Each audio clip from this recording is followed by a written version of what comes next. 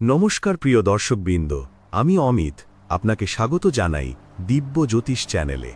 আজ আমরা আলোচনা করব কুণ্ডলিতে তৃতীয় ঘরের গুরুত্ব। ভিডিওটি শেষ পর্যন্ত দেখুন, কারণ আপনি যদি তৃতীয় ঘর ভালোভাবে বুঝতে পারেন তাহলে আপনার জীবনের বহু রহস্যের উত্তর নিজেই পেয়ে যাবেন। আর যদি ভিডিওটি ভালো লাগে তবে চ্যানেলটি সাবস্ক্রাইব করে একটি লাইক দিয়ে সমর্থন জানাতে ভুলবেন না। জন্মকুণ্ডলিতে তৃতীয় ঘরটি বৈদিক জ্যোতিষশাস্ত্রে অত্যন্ত গুরুত্বপূর্ণ। এই ঘরটি একজন ব্যক্তির নিজেকে প্রকাশ করার ক্ষমতা বোঝায়। এই ভিডিওতে আমরা তৃতীয় ঘরের তাৎপর্য, বিভিন্ন গ্রহের প্রভাব এবং মানুষের জীবনে এর প্রভাব সম্পর্কে আলোচনা করব। এই ঘরটি কথা বলা, লেখা এবং শোনার দক্ষতা নিয়ন্ত্রণ করে। এটি একজন ব্যক্তির চিন্তাভাবনা এবং ধারণাগুলি প্রকাশ করার ক্ষমতা প্রতিফলিত করে। এই ঘর ছোট ভাই বোন, তুতো ভাই বোন, এমনকি কাছের আত্মীয়দের সাথে সম্পর্কের ছবি দেখায়। তৃতীয় ঘরই বলে দেয় আপনার উইল পাওয়ার বা মানসিক শক্তি কতটা।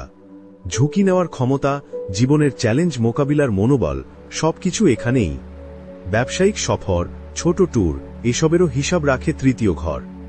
লেখালেখি, গল্প বলা, শিল্প, সঙ্গীত এসব প্রতিভা অনেক সময় তৃতীয় ঘর থেকেই বোঝা যায়।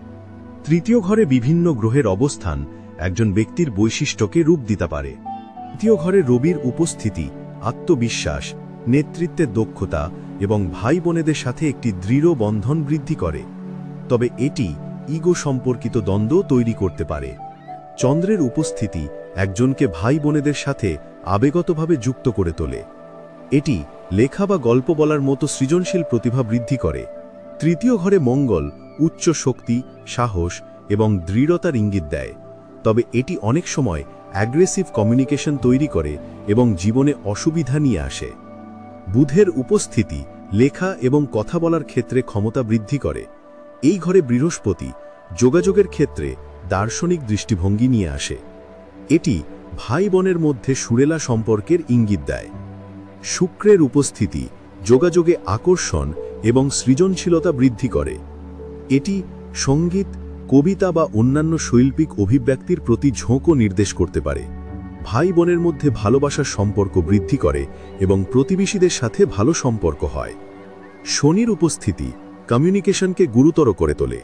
এটি ভাই বোনেদের সাথে সম্পর্কের মধ্যে দূরত্ব তৈরি করে।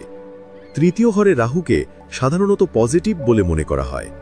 রাহু অপ্রচলিত যোগাযোগের ধরন নিয়ে আসতে পারে, কিন্তু রাহুর প্রভাব ভাই বোনেদের মধ্যে টানাপোড়েন আনতে পারে।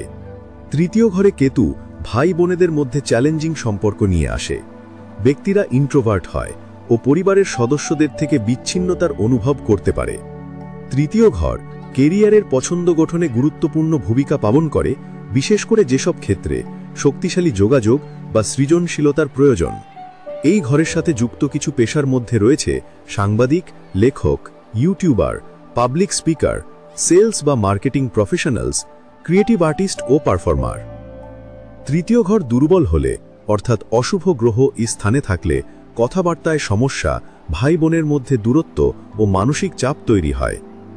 তৃতীয় ঘরকে শক্তিশালী করতে তৃতীয় ঘরের অধিপতির মন্ত্র পাঠ করুন। একজন জ্যোতিষীর সাথে পরামর্শ করে সঠিক রত্ন পাথর পরিধান করতে পারেন।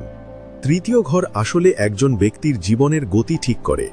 জাতক কতটা সাহসী আর মানুষজনের সাথে কেমন সম্পর্ক হবে তার মূল চাবিকাঠি এখানেই।